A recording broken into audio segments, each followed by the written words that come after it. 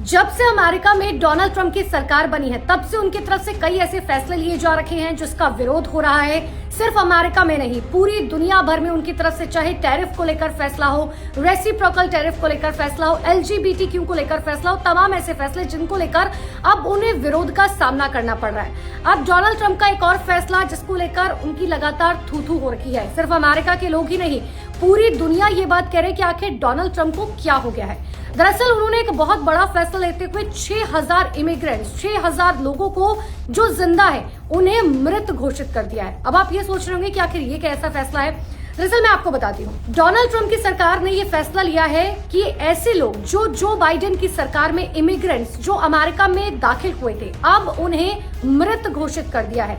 इतना ही नहीं, अब उन्हें तमाम सर्विसेज जो वहां पर दी जाती थी वो नहीं दी जाएंगे। देखिए, अमेरिका में जब कोई रहता है तो उसे एक सिक्योरिटी कोड दिया जाता है जो इमिग्रेंट्स होते हैं खास तौर पर, और जब उस लिस्ट से आपको बाहर कर दिया जाता है तो आप ऐसे में समझिए या अगर किसी को डेड अमेरिका में घोषित कर दिया गया है तो ना तो उसे किराए का मकान मिलेगा, ना तो उसे नौकरी मिलेगी, और ना ही वो अपनी कोई भी बैंक सर्विसेज यूज कर पाएगा। यानी कि किसी भी इंसान को इतना ज्यादा परेशान कर दिया जाए कि वो खुद ही अमेरिका छोड़ने पर मजबूर हो जाए। आपको याद होगा, जैसे ही डोनाल्ड ट्रंप की सरकार बनी थी तुरंत उन्होंने जो है इमिग्रेंट्स को लेकर एक बड़ा फैसला लिया था और तमाम देशों के जो इमिग्रेंट्स अमेरिका में रह रखे हैं उन्हें उनके देश वापस भेजने की तैयारी की गई थी, जिसमें भारत भी शामिल था। आपको याद होगा कि भारत में इमिग्रेंट्स कैसे लाए गए थे, जंजीरों में बांधकर इमिग्रेंट्स को भारत की धरती पर पहुंचाया गया था। जो खुद वहां से इमिग्रेंट्स भारत आए थे उन्होंने इस बात को लेकर अपनी जानकारी दी थी।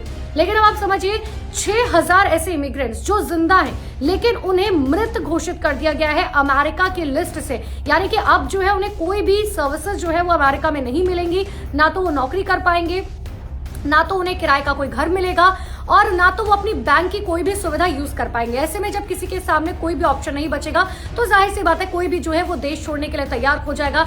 अब आपको एक और जानकारी दे दूं कि अमेरिका में तकरीबन 90 लाख इमिग्रेंट्स रहते हैं। यानी कि बहुत बड़ी चुनौती भी है ट्रंप सरकार के सामने कि आखिर इनको कैसे इनके देश वापस छोड़ा जाए। लेकिन इन सबके बीच में जब से ये फैसला डोनाल्ड ट्रंप की तरफ से लिया गया उसके बाद से लगातार इसका विरोध हो रहा है, और अब कहा यह भी जा रहा है कि इस फैसले के खिलाफ तमाम लोग जो है या तो वो अदालत का दरवाजा खटखटा सकते हैं या फिर कोई और कानूनी प्रक्रिया जो है उसका इस्तेमाल किया जा सकता है, क्योंकि इस फैसले से सिर्फ 6000 लोगों पर असर नहीं पड़ रहा है, उनके परिवारों पर भी असर पड़ रहा है। जो लोग नौकरी करने के लिए अमेरिका पहुंचे थे, अगर वो भी इमिग्रेंट्स में शामिल है। और मैं आपको एक और जानकारी दे दूं कि ये जो इमिग्रेंट्स है ये कोई अवैध तरीके से अमेरिका नहीं पहुंचे थे, ये वैध तरीके से जो बाइडेन की सरकार में अमेरिका में पहुंचे थे, वहां पर वो बाकायदा नौकरी करते थे, अपना परिवार लोगों ने बसाया हुआ था। लेकिन अब इन सब चीजों को छोड़कर जो है 6000 ऐसे इमिग्रेंट्स जो अमेरिका में फिलहाल रह रहे हैं, अब उन्हें मृत घोषित कर दिया गया। यानी कि उनके पास अब कोई भी चारा नहीं बचा है, उन्हें अपने वतन लौटना पड़ेगा।